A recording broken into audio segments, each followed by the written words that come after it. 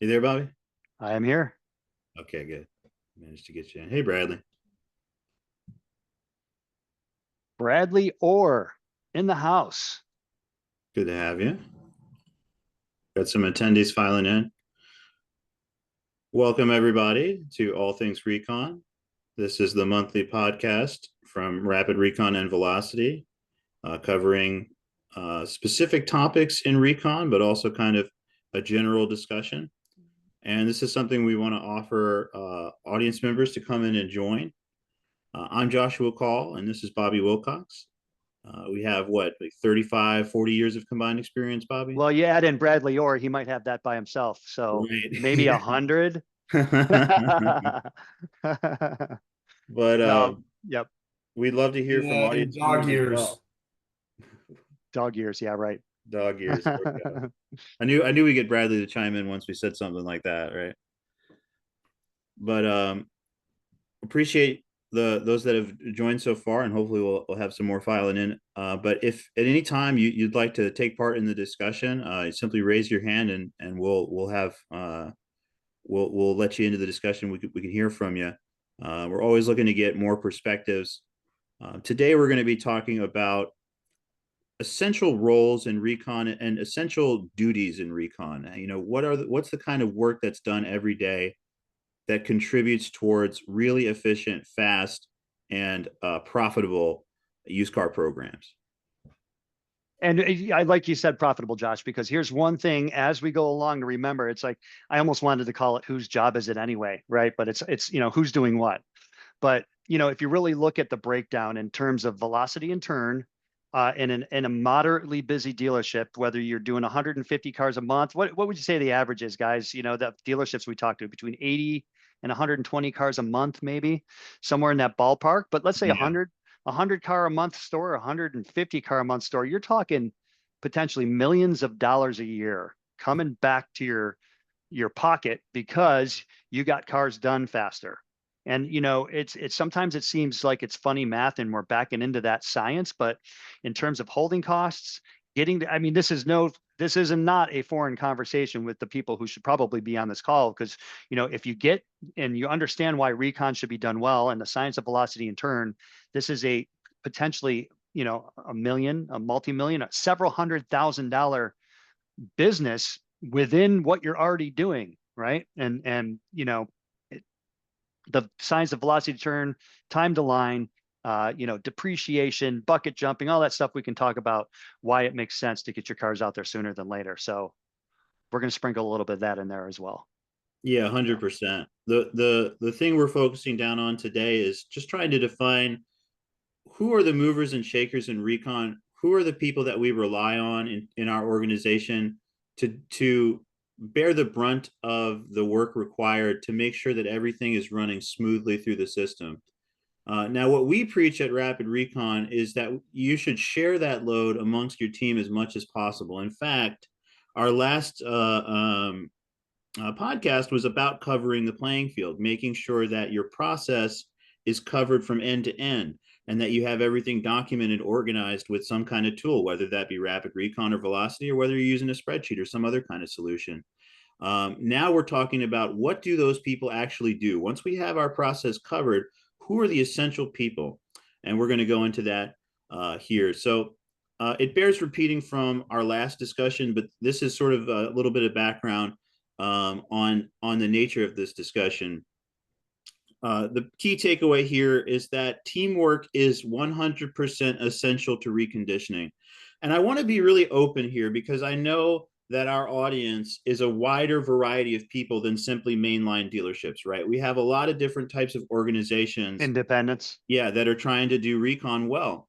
So I want to keep in mind as we go through this discussion, just because you don't have necessarily a job role at your dealership or your organization that's one to one with what we're describing here, still try to imagine the people in your organization who could be responsible for fulfilling the same duties, because what we're describing is not necessarily a job role per se, but the activities, the behaviors, the duties of recon that are done, that when you do them well, promote the best health for your used car program, the most profitable, the quickest, the most efficient.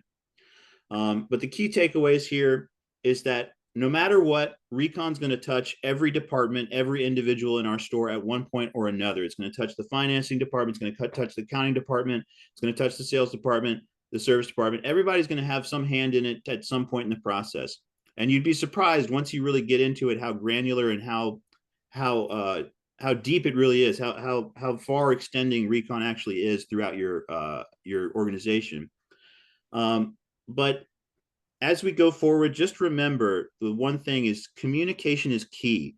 It's not just important that these people and these duties are fulfilled, it's also important that these individual team members are also in communication with each other. That's a good point. It's usually that it's not because somebody sucks, right? It's, how many times have we turned on a store, and Josh, I know we go in and you shave 5 days off their recon time. Sometimes we go into stores that are an average of 10 to 12 days, right? We don't have a tool. We don't know, and it depends on who you ask. How long does it take to recon a car? Oh, you ask a technician, 2 days. You ask somebody who really knows what's going on, they're going to tell you 10 to 12 days, right? But it needs to be somebody's full-time job, somebody's full-time focus. And whether you're, like I mentioned, the 30 car a month store or the 130 car a month store, you need to have somebody dedicated to at least paying attention to it, if not have it be their full-time job to manage the recon process and leverage the tool to do so. But I love your communication is key, because almost always just adding transparency and communication to your process, as messy as it might be, will in and of itself speed things up. Well, I'll tell you, Bobby, from those conversations we have in the dealership, I mean, sometimes I feel like when you and I walk out of a kickoff meeting, we've already shaved several days off of that organization's recon time just because we've promoted having that conversation for the very first time. What is Yep. our process actually? Hey, when I give you the keys for a car, or when I hand the paperwork for you to for a car for you to write up and service, do you get the keys on time? Well, no, actually, I don't get the keys on time. Sometimes they get lost from the photographer, and it's like it's because we actually took the moment to sit down together and discuss these process questions that Yep. that this even came up in the first place.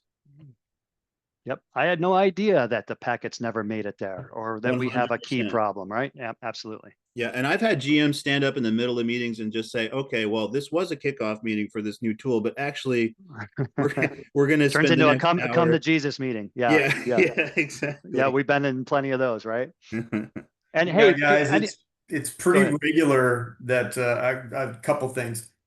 The stores that perform the best, they are consistently getting together once a week on Friday morning at 7:45, or once a week on Wednesday morning at 8:45 or something. And just the technicians and a couple of internal parts guys and a writer, whoever's touching all this stuff minute to minute.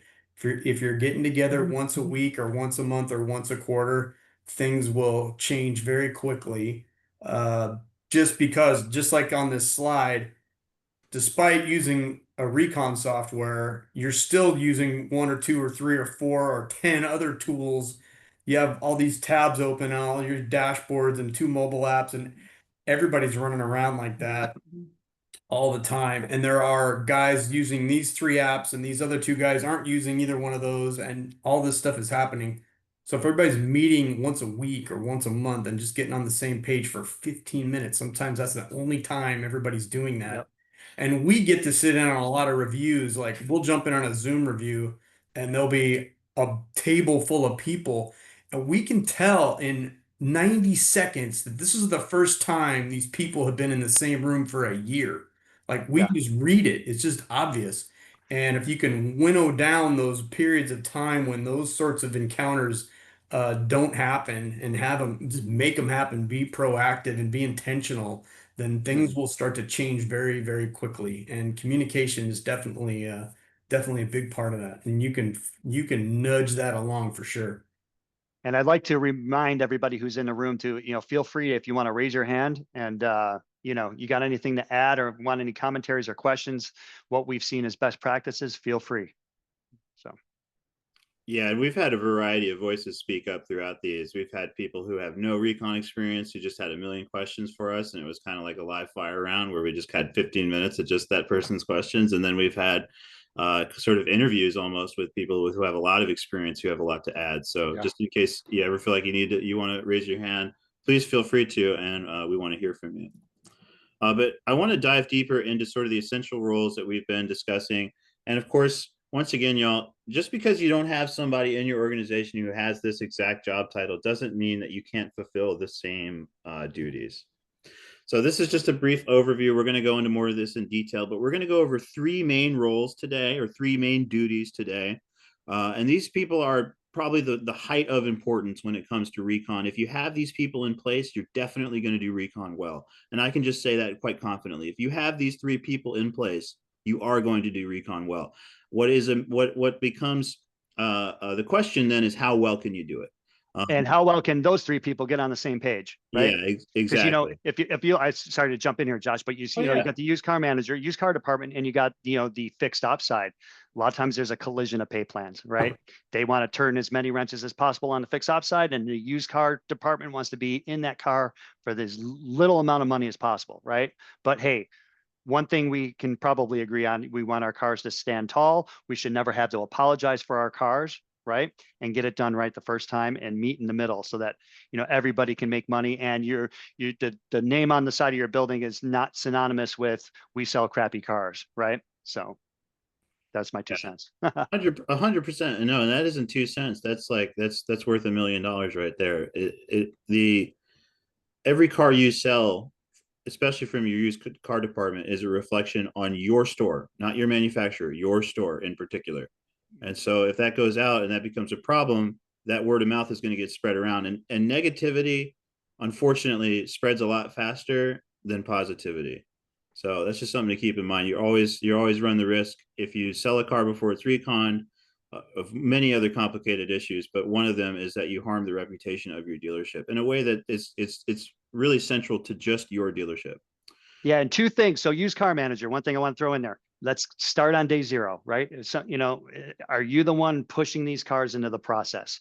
And do you have a trade walk process, or are you designating or taking the opportunity to leverage the technology within the tool to designate the path that you want this car to go? And Brad, feel free to jump in if you got any commentary. But two things, used car manager, start on day zero and then approve work in a timely fashion. Those are the two probably most important, and I've said it a million times. Those are like, do we have an intention to do recon well? Those two things, and then everything else just becomes bottleneck management. Yeah, and for us, it's very simple. If we show up at a store and the question is, hey, why is Recon not doing well? If there's no input from the used car manager, the answer is because they don't care. It's because there's a lack of there's apathy is the issue. You know what I mean? Like we could talk about process all day. We could come up with these great solutions to where do we park the cars when they're ready for detail and how do we set the standard for what kind of inspections and what kind of cosmetic recon we're going to do. We could do all that, and if the people who are actively benefiting from the process, if the people who have the most vested interest in getting this done don't care, it's not going to happen. It just isn't going to happen. And then, let's sprinkle in, let's revisit that trade walk, the thing that should happen, but doesn't happen as often as we'd like it to. There's a whole lot of value to communicating things early. So there's less questions later, right? When that car comes out the other end of the shop, where's it going? What vendors need to touch it? What are we doing to it? So I really, and Josh, I know you stressed this a few times too, historically, the trade walk, communicating in advance a lot of the downstream stuff, because it just keeps the car going through the process without having to ask so many questions. Yeah, and on this slide here, the thing that's bearing weight there for your point there, Bobby, is having a plan for every unit. Mm.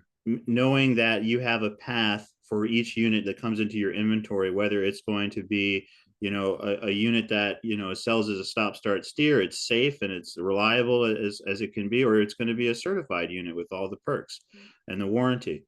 Having that plan for the unit and knowing how much you're willing to invest in it ahead of time, and then making that obvious, documenting it so that when it goes through the process, these questions are answered ahead of time.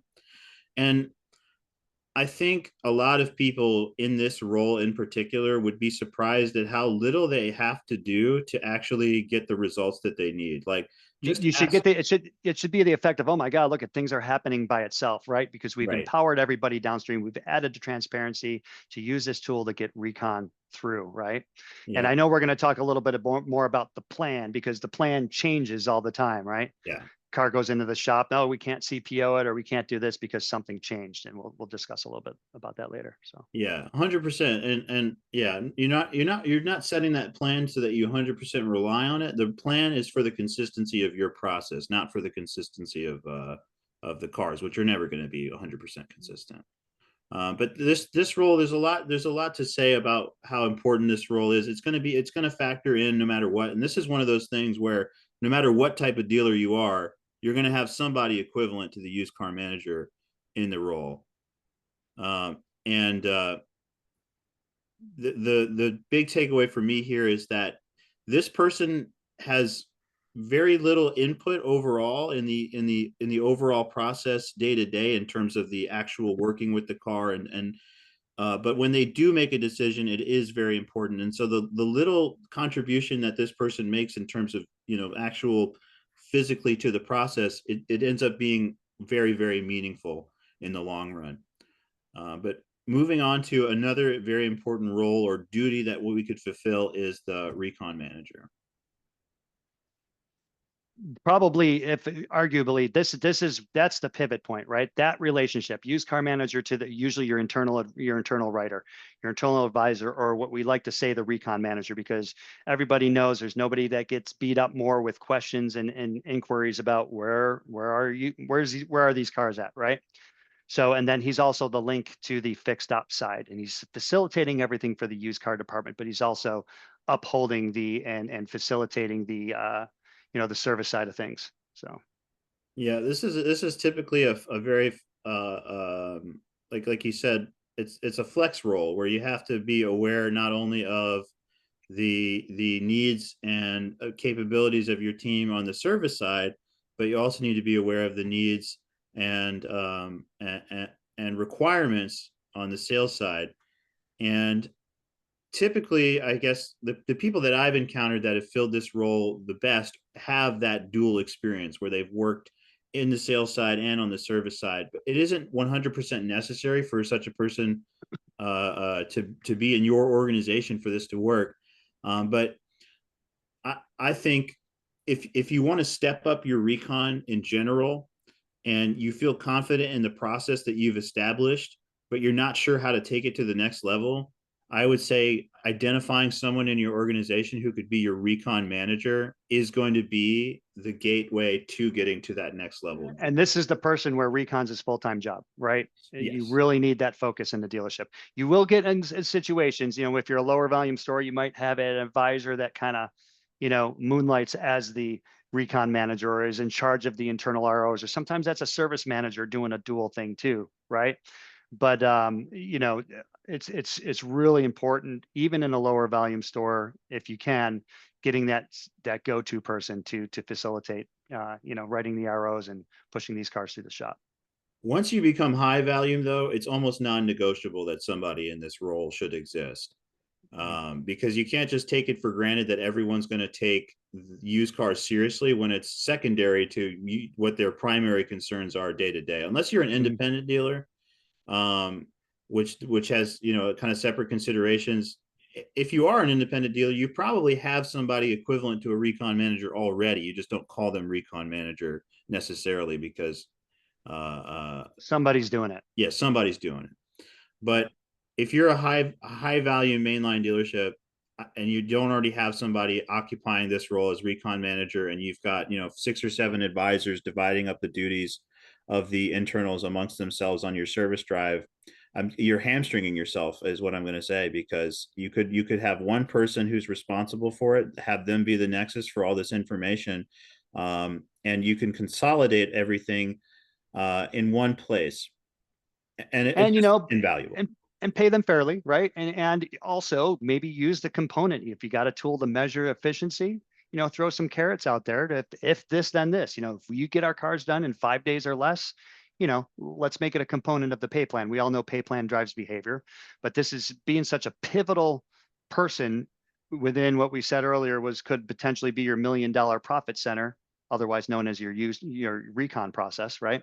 Let's make sure things are aligned. And then this is a person also, I think, is the catalyst in conjunction with the used car manager of that bridging that gap of the relationship between sales and service, right?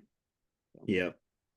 And this has kind of become my hobby horse in the past few years. This is something I noticed sort of incidentally going around to many dealerships, Bobby. I don't know if this is something you've seen as well, but typically dealerships that have a recon manager, they kind of that individual is typically put upon for quite a lot. You know what I mean? They end up Sure. wearing quite a lot of hats in the dealership, and maybe they have other responsibilities. What I've seen become really great, or just a great organizational practice, is if that recon manager has an assistant. I've just seen it a million times that it's so much easier to do that job when you have an immediate assistant. And sometimes we're probably going to get into it later, Josh, but I've also seen we're going to talk about like an inventory manager or a lot porter or Right. who's right. And a lot of times there's a lot of handshaking and crossover between the recon manager and his areas of responsibility. Yeah, oftentimes I've seen the recon manager is sort of at the is the high point of reconditioning authority, and then right below them is the inventory manager, who is typically their right hand man or some kind of equivalent assistant role. But then here's our inventory manager. Once again, another important role. Yeah, and the guy that's responsible for if cars need to go in between, or what does the lot look like? What does our inventory look like? Are cars that are staged for detail actually in that right area?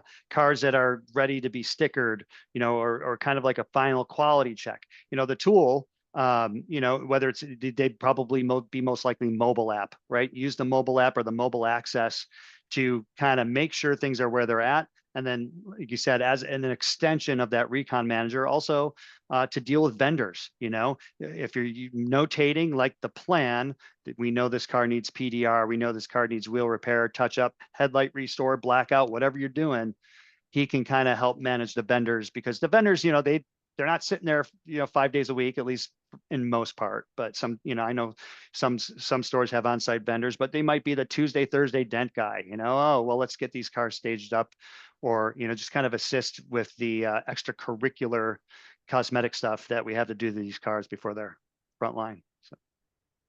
Yeah, this person's going to bridge the gap between the other two, who are typically going to be tied to their desks, right? Your recon manager typically has an auxiliary role as the internal writer, so they have to write up tickets, and that ties them to their desk. And then your used car manager, of course, is typically going to be desking deals, buying cars, and other sort of duties that's associated with that role.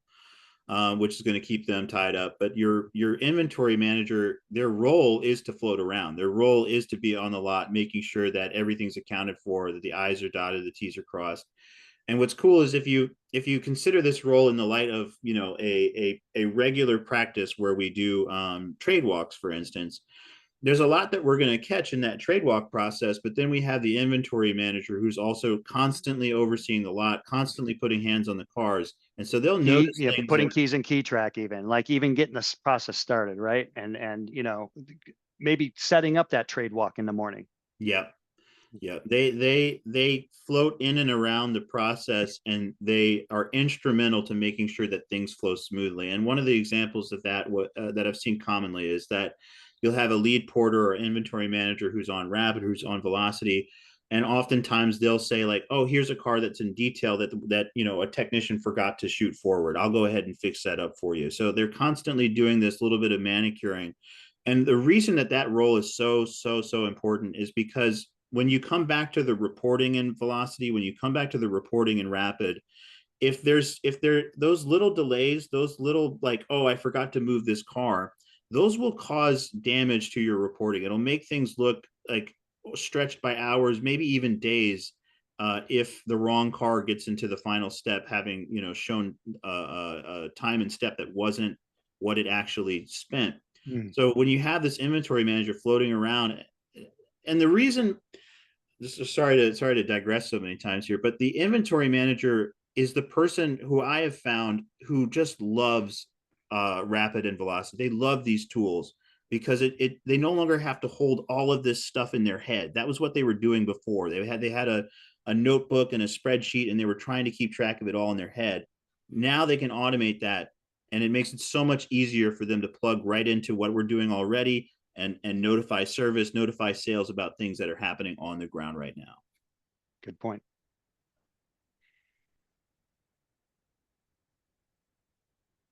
Cool, cool. And who do you got next? Is that the end of the line? I think that's all the rules that we wanted to discuss today. Of course, I'd love to open it up to our audience in case they have any questions, or if there's anybody else that they can think of that's been instrumental to success in their reconditioning efforts. Hey guys, on that inventory manager role, on the I'll call it the communication, the definition of communication, but in reverse. The inventory manager is going to fall in love with one of these tools because people will stop attempting to communicate with the inventory manager because they can see what's going on. And that Mm-hmm. person will stop getting blown up and chased and yelled at and called and emailed and texted and all the stuff, bothered, followed, yelled at across the showroom, all those things. They'll Yeah. never disappear completely, but they could be winnowed down to about 10% of what they look like without one of these tools, right? Yeah. You make their life easier That's tenfold. Yeah. that's the hugest thing. And everybody can get to work and stop being sidetracked and squirreled and everything else, right? Yeah. And along with that, Brad, go ahead, you mentioned because he's kind of the liaison. He's also an answer man for sales. Where's this car? Where's that car? Sales can also look in the damn tool and see where the car's at, right? On their own. So, kind of the extensions, right? If anybody on the call, if you are a Rapid Recon or a Recon Velocity user, and if you want to discuss the salespeople over top of whether it's vAuto, their CRM, whether it's eLead, Bin Solutions or whatever they're using, or the extension will underscore VIN numbers, and you hover over it and this little pop-up window says this car's in detail. This car's still in the shop. So, if your salespeople don't have access to that little feature, or your BDC girl sitting up in the office going, okay, I just got a call on this car. I know we took it in 3 days ago. I know damn well it's not on the front line. I'm going to call you back, customer, and I'm going to call 10 people to figure out where the damn car is. Well, guess what? You can hover over the VIN number in the CRM, and a little window will pop up saying this car's being inspected, or this car's being finished out, right? Or, hey, this car's actually done. So, there's that component, whereas this tool kind of jumps out over to the other side and communicates to all of these sales of where the cars are at. 100%. And I have watched actively installing this tool. I've sat with used car managers and inventory managers. I have watched them lose hours of their life to questions. So it's not a hypothetical we're talking about. This is real man hours of labor that's lost behind, like, hey, what were we doing with this car again? Is it back from the body shop? It's so much easier when you have a consolidated place to find that information. And if this person isn't there to let us know, then we'll never know. That goes right back into covering the playing field, our last discussion. Yeah, and we talked about all these people in it, and in the process. And like I said early on in this call, or at the beginning, velocity and turn's a very easy, quick conversation with a GM, a used car manager, a sales department, or whatever. But do your people who actually make recon happen, your inventory manager, your recon manager, right? Your people, the guys turning wrenches in the shop, your vendors. Is it because your sales managers are impatient and it's a car business and they want their cars yesterday? Or does it behoove us to educate everybody downstream as the why, right? Why do we need to get these cars done sooner or later? Velocity and turn, what does that mean? You can go up to anybody. Hey, are you familiar with velocity and turn? Well, yeah, that is something fast, and whatever, we're turning fast, but what does it really mean in terms of recon? And when things make sense to the people, and the people that actually make recon happen, you're going to find that they're going to start buying into just the culture. It becomes a cultural thing. And, one of the 3 golden rules is to build a culture around it. And, if you got to measure it with a tool, and you got to have a dedicated team to, really dial in the process. And then the third big thing to do with your recon process is to build a culture around it. and that is super key. And my belief, and I think this is your belief as well, Bobby, is that that culture is is is founded upon the process. Mm-hmm. Mm-hmm. And that process is also the structure that's underpinning good relationships in business as well, not only between the departments in our own dealership, but between vendors that service us and body shops that we work with. When we are able to make our communication better, we build a really good foundation for those relationships to flourish, and we don't have to roll the dice every time and hope that we'll work with someone who likes us. We set the parameters of a good process in which we can expect and rely on each other, and then from there a good relationship can flourish. And that's often, I think, has become I guess a sort of a tension in the car business a little bit. Sometimes people who've relied on relationships and understand that relationships are really they are the end point of good business. Yep. And we're all on the same team. We have the same goals, and to just at the end of the day, and it's feeding the monster. It's not just money into the pocket of the owner. It's, if you get cars out there faster, more cars come through the shop. Everybody's looking to expand and increase their on-hand inventory with what the markets are doing, right? So everybody wants to grow it, and culture and a way to measure and just getting everybody on the same page is super key. 100%. Well, I think that's all our time for today. I appreciate all of our audience members for joining on and listening. I hopefully see you back at the next one, and we can hear from you then. But otherwise, thanks for coming, everybody, and have a great day. As Bradley would say, bingo bongo. Yeah, bingo bongo. Bingo bongo. Bazinga. All right, guys. Take care. Thanks, guys. Bye-bye.